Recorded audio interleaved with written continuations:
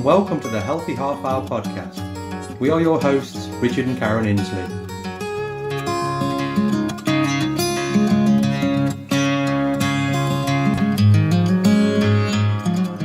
The Healthy Half Hour podcast is your resource for all things healthy, and we will be discussing how to make nutrition, fitness and lifestyle choices work for you. We will be sharing our own personal insights along with research gathered from working in the health and fitness industry for the past 10 years. Our show is brought to you by the 7 Day Shred, which can be found at 7dayshred.com, and please feel free to visit our podcast website, which can be found at healthyhalfhourpodcast.com. And now on to today's show.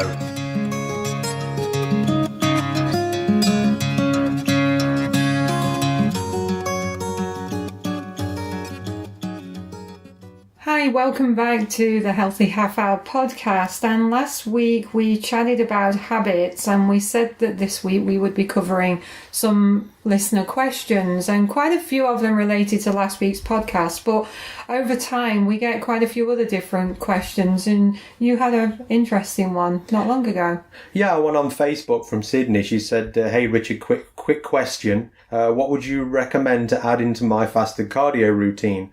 Well, I messaged her back quickly and said, well, I don't know what you're doing in your fasted cardio routine, so what's the deal?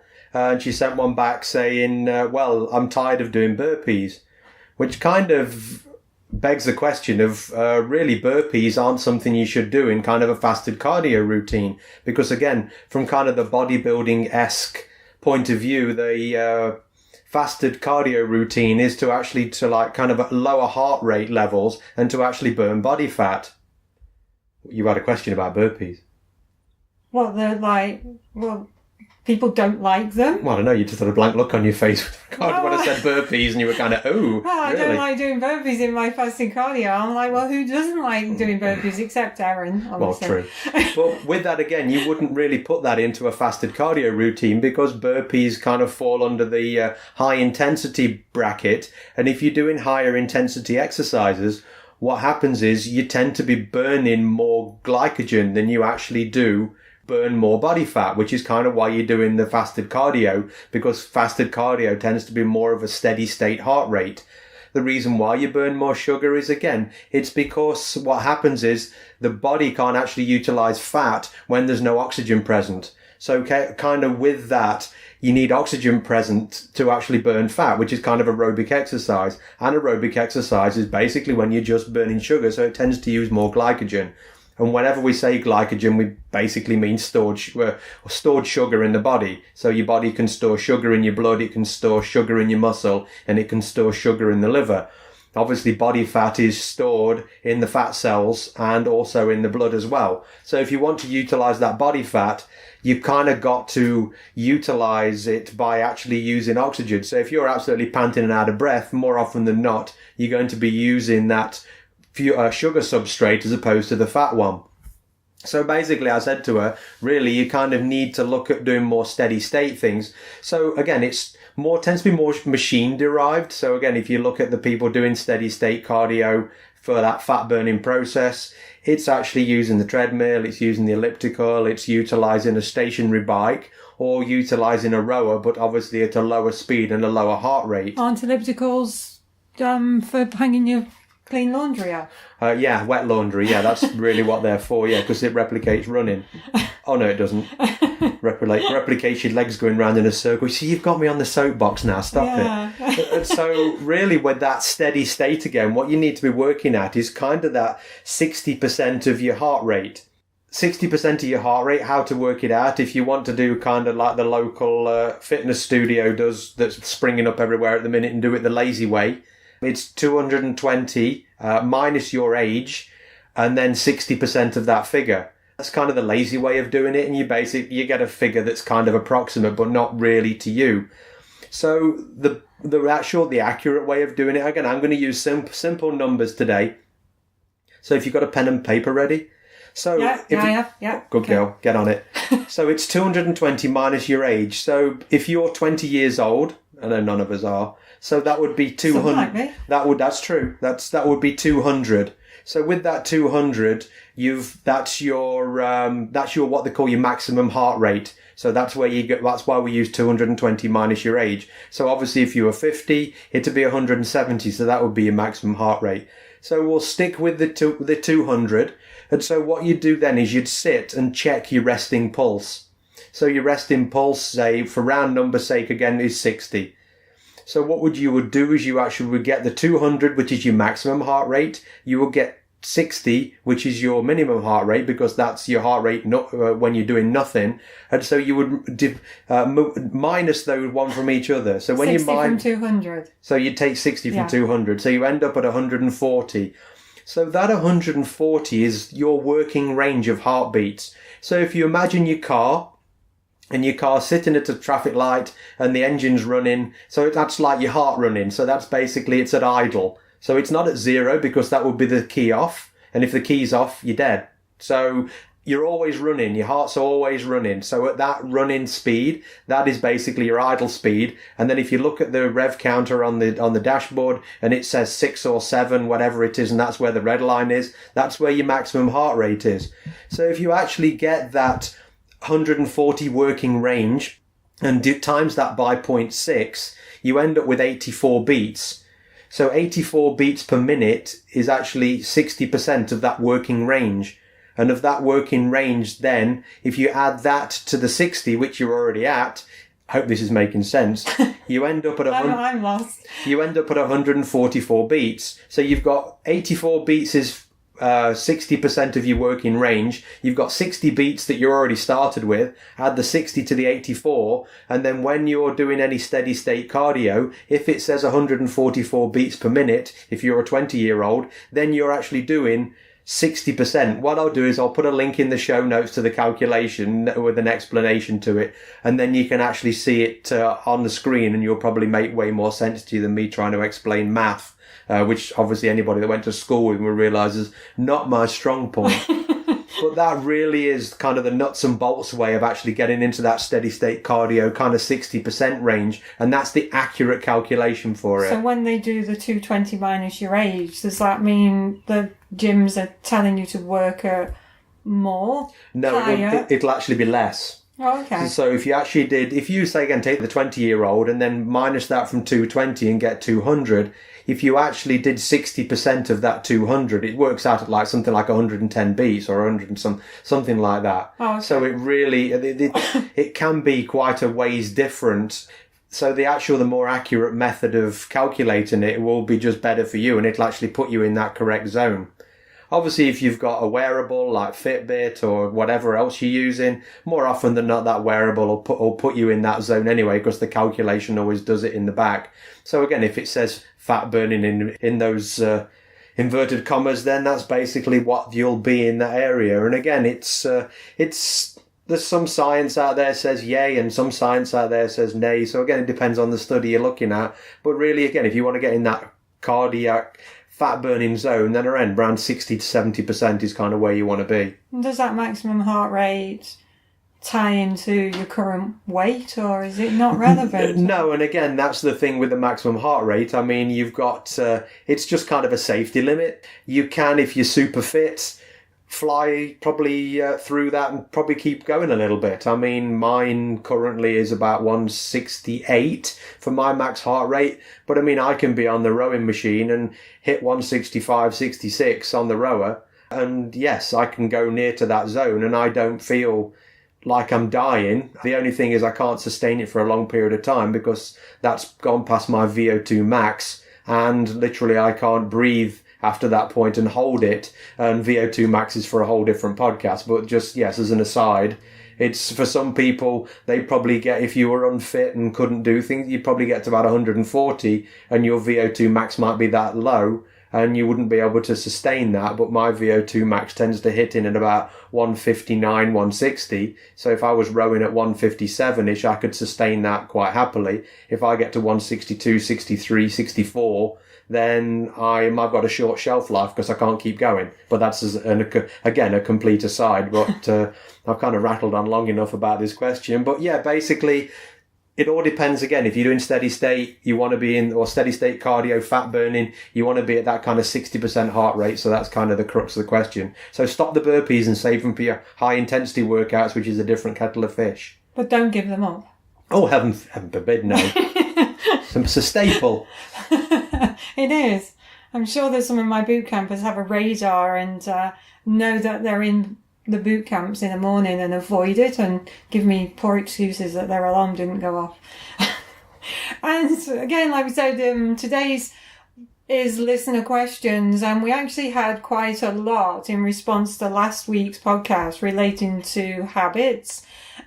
A lot of the questions, especially after last week's and just over time from your clients, my clients, is food addiction, sugar addiction, people who feel they're out of control when it comes to their nutrition habits. And how do you break that sugar habit, Karen?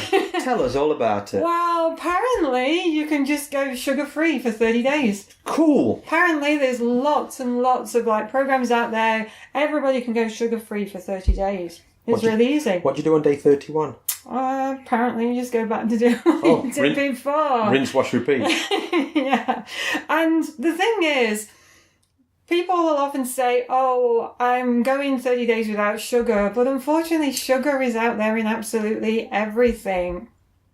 Probably not water. No. Maybe not water. But it's in sugar. But it's in sugar, it's in fruit, it's in bread, it's in candies, it's everywhere. So it is actually pretty hard to go completely sugar-free for 30 days. But in relation to questions from last week and over time that we've had when it comes to habits, it's trying not to do everything at once. What do we usually say? To clients, it's baby steps. Yeah. Break off little chunks. And it might be that, you feel like you're a sugar addict and can't give it up. So, okay, I'm going to go sugar-free for 30 days. And you're climbing the walls after about 3 days and it's not sustainable. But maybe you are addicted to sugar. It could be something as simple as just don't have 2 sugars in your coffee or tea. Have 1 sugar and break it down into little manageable chunks. Some fruits out there, fructose is completely different to high fructose, like corn syrup products. And so some of the fruits out there can be really, really sweet. So again, the sugars in fruit are not necessarily bad for you because there's a lot of water, a lot of fiber in them. So try and switch out, say, a donut, muffin. I mean, it's really hard for some people, but some fruits are way... Timmy's don't sell fruit. Only in the form of,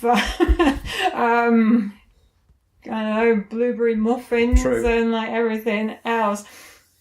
And so don't try to bite off more than you can chew, basically. No pun intended there. But one of the things when it comes to people who feel that they've got no control over their food habits and they feel like, oh, I'm so addicted once I've it is actually true about Pringles though.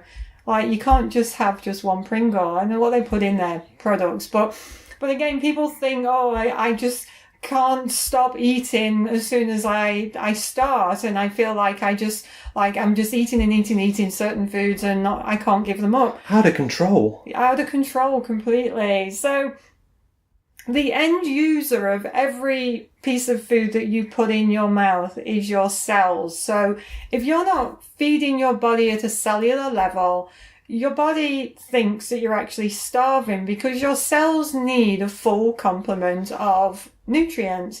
And we covered nutrients a couple of weeks ago and referenced this, but it's accurate that you need to feed your cells with a full complement, so proteins, fats, carbs, and water. So what happens is you're eating all these nutrient-depleted foods, you're going to Timmy's or those Costas, I guess, in the UK. And I don't know what it is in Australia. I'll have to find that one out. And you're having the donuts, so you're not giving your body the full list of nutrients that it needs. So your body thinks like, hey, I'm still hungry, keep giving me more food. So what you do is you resort to eating the foods that you shouldn't be eating because they don't contain the full complement of macronutrients for you. So you have to consider that if you feel like you're out of control, you've got to look at what you're actually putting in your mouth from a food perspective. Another reason that people think that they have compulsive or addictive behaviors when it comes to not only food but alcohol and smoking is that they could have histadelia. And you're thinking, what? That's a bunch of flowers. Actually, it does sound like a flower. Something, I don't know. Well, I'm not good with flowers. I kill everything.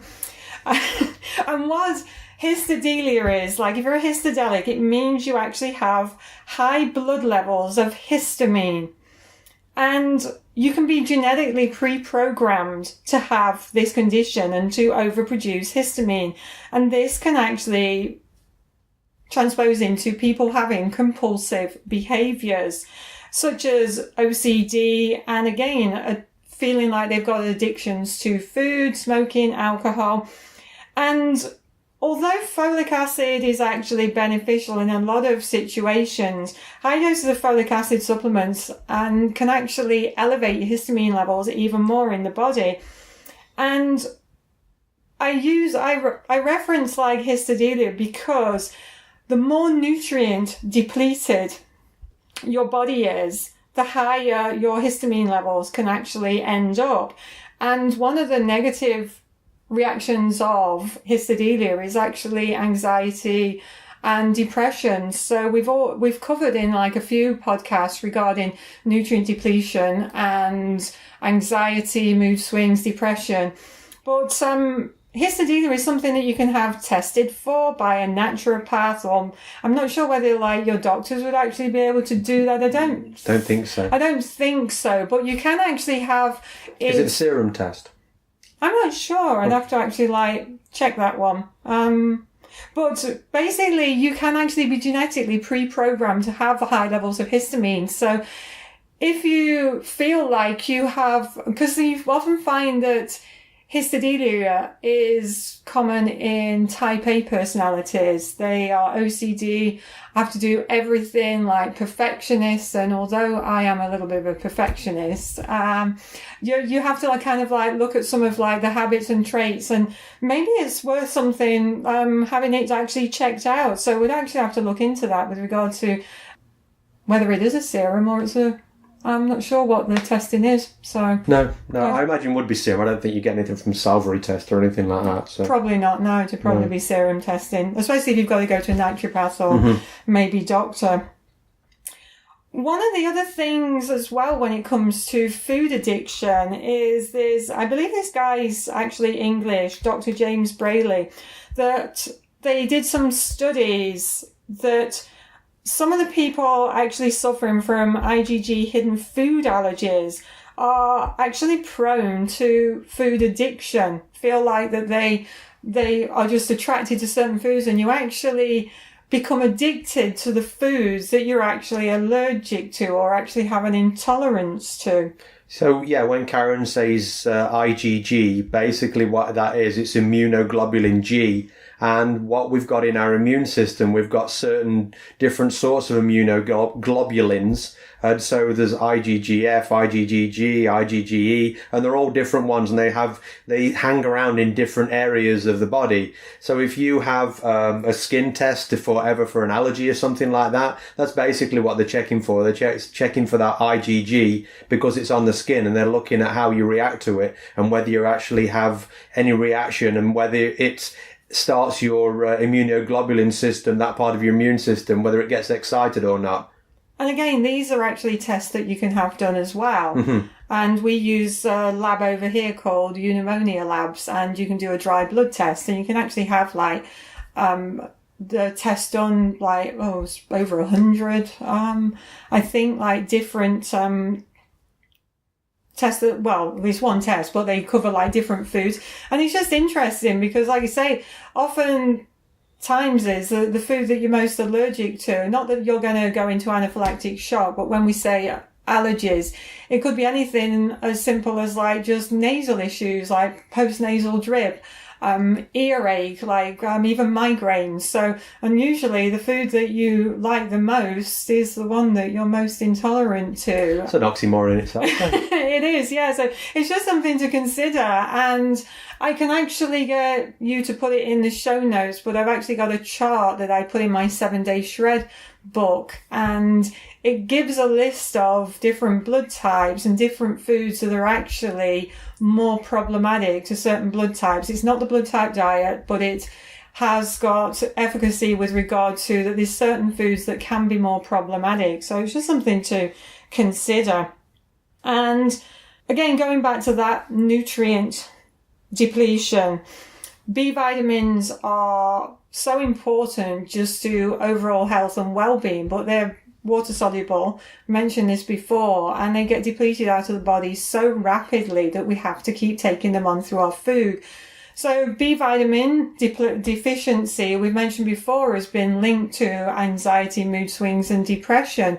But again, when we're like feeling in a rundown or emotional state, then a lot of people do reach for those poor quality foods and those sugars to give them that stimulus, that dopamine like rush. And again, when we do speak about sugars, remember that you're not rushing out for a candy bar. It's sometimes, again, people say, I've got to have bread. I just need bread. And it's, or I need this, a pasta or something like that. And like we've said before, when you eat bread or when you eat pasta or something like that, your body's breaking it down to its component parts, and its component parts will be sugar at the end of the day. It will be dextrose, it will be sucrose, it will be all those things. So you may think that you're just, I'm just after bread, but really, once the body's broke it down, because again, it's a simple sugar because it's highly processed, that's all your body's looking for. It's for that sugar fix, and you're just getting it from a different thing. And your brain, you think you're looking at it and saying it ain't sugar, but your body's saying, nope, it really is. It's just sugar. And dopamine is a chemical that mediates that pleasure sensation in the brain. And sometimes like people feel addicted to even caffeine, smoking, and sometimes stimulants. I've never smoked caffeine before. Can be addicted to smoking and caffeine. Oh. Yes. And things like caffeine can actually block the breakdown of dopamine and adrenaline. So it actually elevates the levels that are running around in the body. So it actually overstimulates you, and these neurotransmitters stay on like a permanent high. And a lot of people just go back to the same foods, or even like say smoking and caffeine, or even alcohol. Why do you pull that face when you say and? Oh, well, we should do video ones and then people can see. I'd have to put clothes on then. Too much information. He is wearing clothes, don't worry. And we've actually talked about sleep before.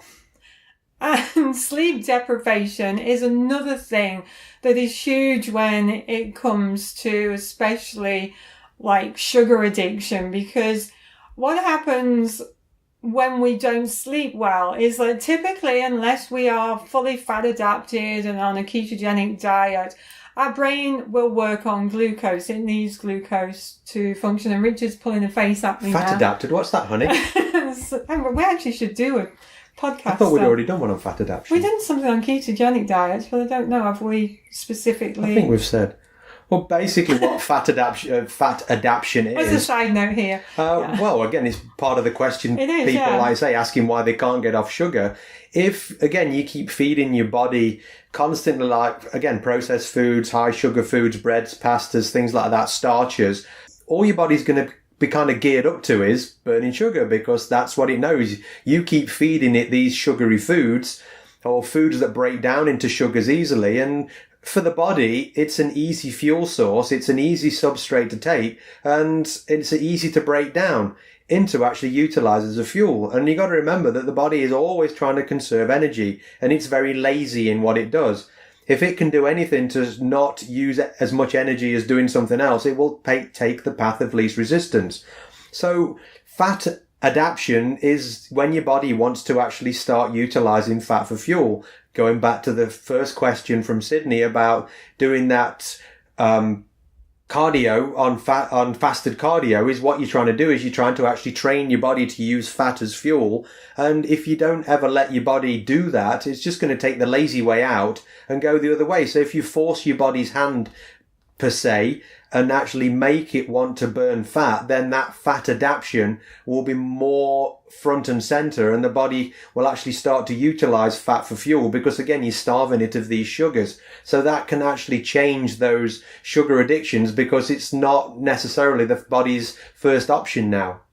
But yeah, so typically the brain will function on glucose, but maybe we should do a follow-on from like that keto podcast that we did, more with regard to like fat adaptation and changing the ratios of like foods that we eat. But for, the average Joe out there, the brain will function on glucose because that's what it's typically designed to do. And when we're sleep deprived, even for only 24 hours, the glucose that's available to the brain depletes by 6%. That doesn't sound like a big amount, but what happens is the brain goes, hey, I've not got enough glucose in there. Can you top it back up? A bit like if you were driving your car somewhere. You can't drive on empty forever. You've got to keep topping, obviously, the gas tank up. That's a lesson for you, sweetheart. I've seen you drive around on empty forever in the truck. Hey, I know how far I can push it. I know where, how many miles left I've got. Okay. So, going back to the brain needing glucose. So, you've slept poorly for 24 hours. Your brain, the glucose available to your brain depletes by about 6%. So the brain's going to go, hey, can you top it back up again? I need glucose. So you automatically go for those sugary foods.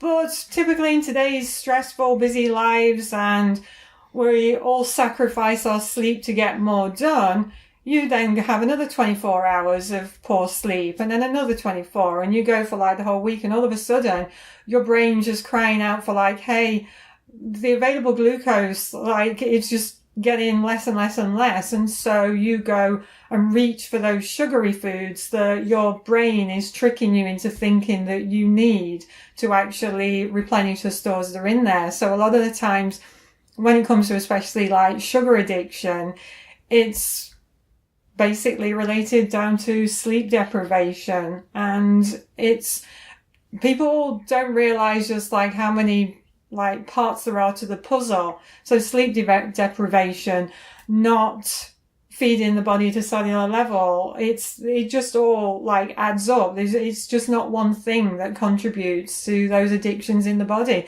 And as I said, with regard to that histadelia, it's a pre-programmed genetic condition that you can actually be checked for. So I hope we've answered your questions. I know we had the first one, it was pretty straightforward, but like I say, a lot of the other ones were just kind of bunched under the same same umbrella. So hopefully we've looked at all those addictions, and maybe again with the sugar and everything, and we've spoke over the last few podcasts, and again that nutrient deficiency and kind of where to start, and again looking at that fat adaptation. If you're not giving your body the chance to burn fat, then again it's something you maybe need to look at. So what we're going to look at for episode 30 episodes already, eh? Wow. So next time on episode 30, we're going to look at self-care. Kind of what can you do for yourself? A lot of times people just go through life and something happens, so they go running to the doctor or they go running to the ER. So on a daily basis or weekly basis, monthly basis, what can you do to help yourself on that self-care journey? See you then. That's all we have time for right now, but we do hope that you join us for our next show. And if you want to contribute to an upcoming show by suggesting a topic that you would like us to discuss in more detail, then hop over to our website, healthyhalfhourpodcast.com, subscribe to our podcast and submit your suggestions. The Healthy Half Hour Podcast was brought to you by the 7 Day Shred, and don't forget to share our details with your friends and review our show. Until next time, thanks for listening.